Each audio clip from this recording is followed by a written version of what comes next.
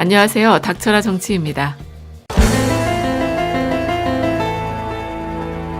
통계청이 어제 15일 고용지표를 발표했습니다. 우선 좋은 소식을 소개해드려야 할 것 같은데 2019년 15세 이상 고용률이요. 22년 만에 최고치를 달성했다는 거예요. 그리고 OECD 기준인 15세에서 64세까지 고용률도 1989년부터 통계 작성을 시작한 이후에 최고치를 기록했다고 합니다. 그런데 이렇게 좋은 소식만 있는 게 아니고 그중에 안 좋은 소식도 있는데 너무나 안타깝게도 40대 취업률이랑 제조업 고용률은요 계속해서 줄어들고 있다는 건데요. 지난해 말에 문재인 대통령께서 정부 정책의 성과를 발표하시며 40대 일자리가 늘어나지 못한 게 마음 아프다고 하시기도 했었죠. 그래서 관련 부처에 40대와 제조업 일자리를 늘리기 위한 정책을 마련하라고 지시하기도 하셨고, 하지만 일자리 관련 정책이라고 하는 게 단기간 안에 효과를 내기는 어려운 부분이 있는 건 다들 잘 아실 것 같아요. 하루아침에 수십만 일자리가 뚝딱 생겨나는 것도 아니고, 게다가 자동차 천국이라는 미국에서조차도 내수가 감소하고 있을 정도로 제조업 전체가 글로벌 공급 과잉 현상을 겪고 있는 것 아니겠습니까? 그래서 이번에 발표된 고용률 내용만 봐도요, 제조업 일자리가 가장 부진하다고 나타나고 있는데 이런 이유도 작용했을 거라는 생각이 되네요. 그리고 일반적으로 40대 고용률이 줄어든 이유는 방금 말씀드렸듯 제조업 침체 문제가 있는데 이거는 한국의 산업구조와 세계의 경제 변화가 관련이 있겠죠. 하지만 더 중요한 문제가 뭐냐면 자영업과 인구 변화 문제가 크다는 겁니다. 일단 우리나라 40대부터요. 인구수가 눈에 띄게 줄어들고 있는데 40대 인구 감소보다 더 중요한 게 뭐냐면 우리나라 40대 남성들의 미혼율을 보면요.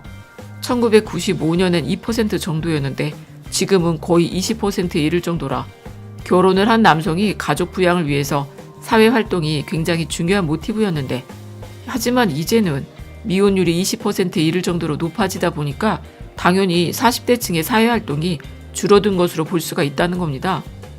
게다가 또 가계 동향조사 원자료를 분석해보면요. 2019년 현재 가장인 40대 남성의 고용률이 무려 97%에 달하고 있는데 이거는 1990년 이후로 가장 높은 수준이라는 거예요.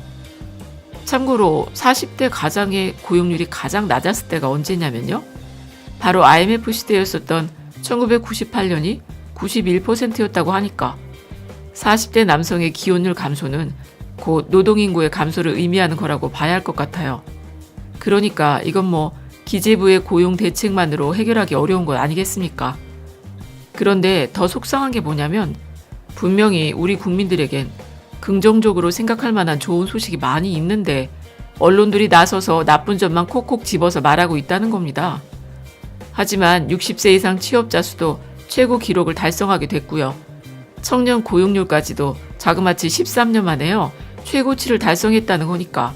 그래서 4대 보험에 가입되는 상용 노동자 수가 늘어나게 되면서 반대로 일용직 노동자 수는 감소한 걸 보면은 고용의 양뿐만이 아니라 고용의 질도 좋아졌다고 볼 수 있다는 거죠. 참고로 수치를 좀 더 자세히 들여다보면요. 15세에서 64세까지 고용률이 67.1%로 지난해보다 0.6%가 늘어나게 됐고요. 여기서 연령별로 자세히 살펴보면 15세에서 29세까지는 43.8%로 지난해보다는 1.1%가 늘었습니다.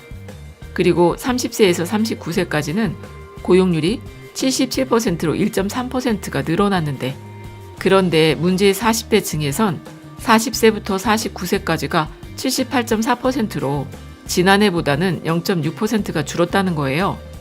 하지만 여기서 잠깐 미국이랑 고용률 비교를 해보면 미국은 최근에 70년대 이후로 최고의 고용률을 달성하게 됐다고 트럼프까지 나서서 아주 떠들썩하게 자랑을 해대고 있는데 그런데 알고 보면요.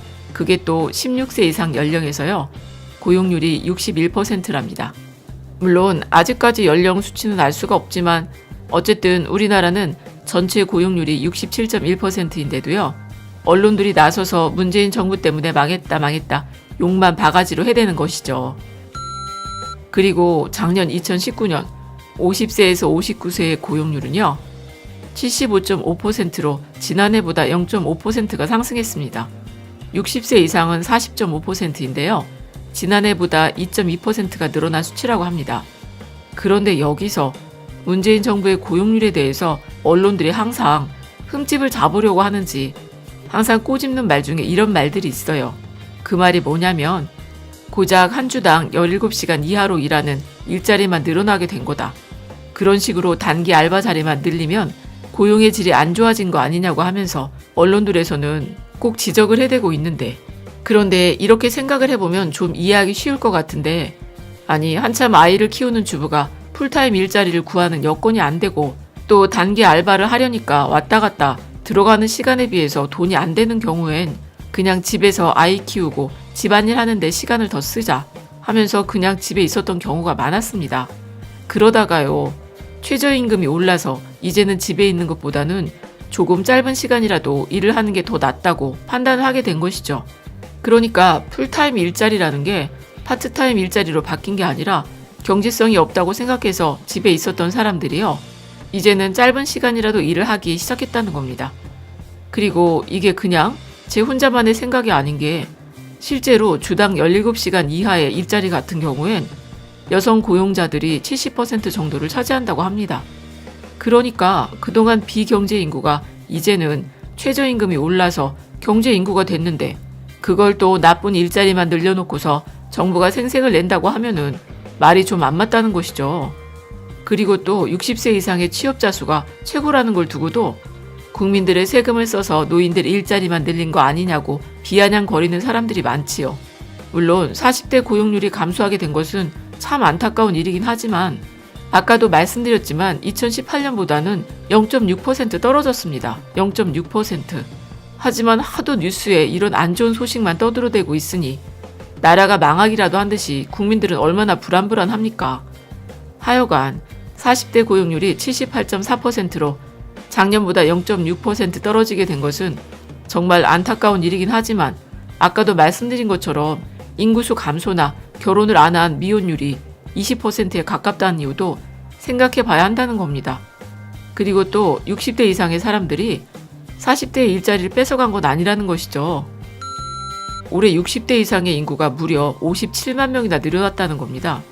게다가 명예퇴직 연령은 나날이 더 어려지고 있으니 앞으로 인구 고령화 현상은 갈수록 가속화가 될 텐데 60대 이상 고용률이 늘은 게 자랑이냐고 한다면 그럼 우리나라 정부는 60대 이상의 일자리 정책엔 아예 손을 놓아야 한다는 건가요? 아니, 늘어나는 60대 이상의 어르신들한테는 일자리를 만들어 주려면 민간에서는 만들기도 어렵고 그래서 어쩔 수 없이 정부가 주도해 일거리를 만드는 수밖에 없잖아. 그걸 또 어디 흠잡을 거 없나 하고서 눈에 불을 켜고 달려드는 사람들을 무슨 수로 막아내겠습니까? 그래도 참 속상한 건 어쩔 수가 없네요. 어쨌든 다시 한번 말씀을 드리면 15세에서 64세까지 고용률은 67.1%로 22년 만에 최고치를 달성하게 됐고요. 78.4%의 40대 고용률은 마이너스 0.6%를 기록한 걸 제외하면 전 연령대에서 아주 고르게 고용률이 상승하게 됐다는 좋은 소식이라는 거예요. 그리고 또 좋은 소식이 하나 더 있는데 현대건설이 카타르에서 1조 2천억 원짜리 공사를 단독 수주했다는 소식입니다.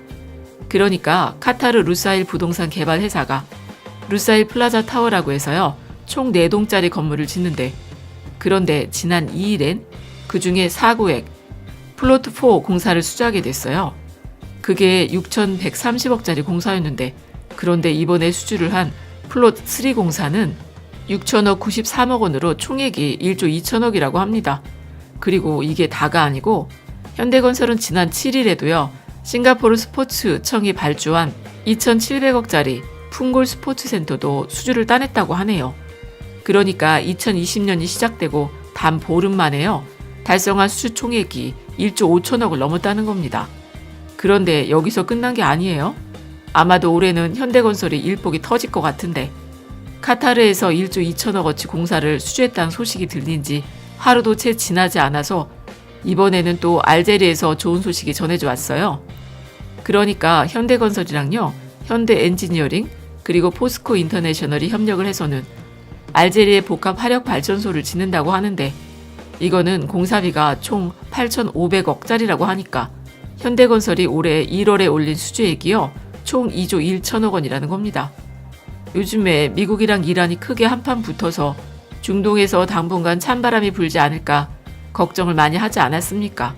하지만 이렇게 중동에서 2조 1천억짜리 훈풍이 불어서 정말 다행이라는 생각이 드네요. 그럼 끝까지 들어주셔서 감사드리고 좋은 의견 있으시면 댓글로 많이 남겨주세요. 감사합니다.